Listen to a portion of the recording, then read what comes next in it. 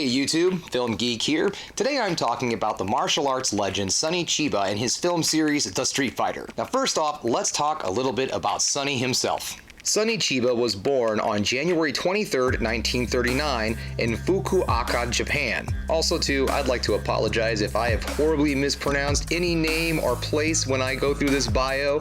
That's just my horribly American tongue getting in the way. His birth name was Sada Maeda, which he changed to Sonny Chiba later in adulthood. Sonny's father was a test pilot. He grew up on an air base in the Chiba Prefecture just north of Tokyo. As a young man, Chiba studied traditional Japanese theater, karate, and gymnastics. He trained for the Tokyo Olympics in 1964, but was sidelined by an injury sustained as a part-time laborer.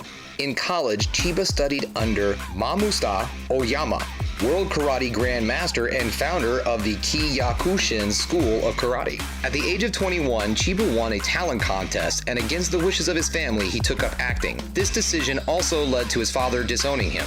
After having a couple of successful TV roles, he made his way to the silver screen as the drifting detective in the B-movie of the same name. He appeared in dozens of films throughout the 1960s, including Invasion of the Neptune Men, Hepcat and the Funky Hat, The Judo Generation, and Yakuza's Song. Chiba also did a couple of successful TV shows around the same time as the movies, JNP Inspector No. 36 and Key Hunter. Due to the fact that Chiba had a difficult time finding stuntmen for his movies and TV shows, he also founded the Japan Action Club to train stuntmen to work at a professional level. In 1970, Chiba released the movie The Bodyguard, which is currently streaming on Tubi TV if you're curious, which set the tone for Japanese action films.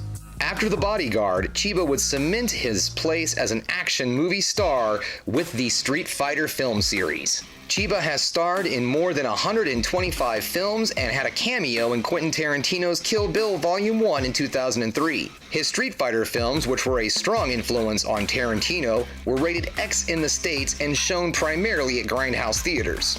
There is a total of 4 films in the Street Fighter series: The Street Fighter, Return of the Street Fighter, The Street Fighter's Last Revenge, and Sister Street Fighter, which was a spin-off of the Street Fighter films and doesn't have any of the original characters. Alright, so let's discuss the Street Fighter movie series. So what do I like about these movies? Well, they're action movies. They're non-stop action movies. There's not a lot of story going on here. In fact, all 3 of the movies kind of have the same plot.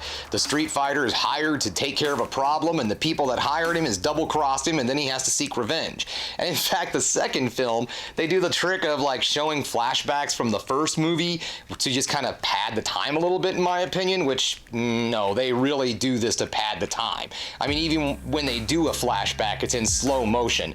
But then again, that's not necessarily a bad thing. You're not coming to this movie to worry about character development and story and things of that type. You're coming to this movie to see blood and guts and lots of violence. Believe me, these movies really give you that. The best thing about this film series is the fight scenes. They're very well choreographed and extremely well shot. The thing that I love about Western action films is that you get to see the action. They don't use tricks like shaky cam or fast cuts or any of that crap. It is just pure widescreen, and you get to see all of the amazing punching and kicking action. So really, all I gotta say about these films are very simple. This is a good time. These are fun. These are not movies that you take seriously. These are movies, again, that you put in your DVD player, shut your brain off, and just shove fistfuls of popcorn into your face. So if I've piqued your curiosity and you want to check out the Street Fighter series,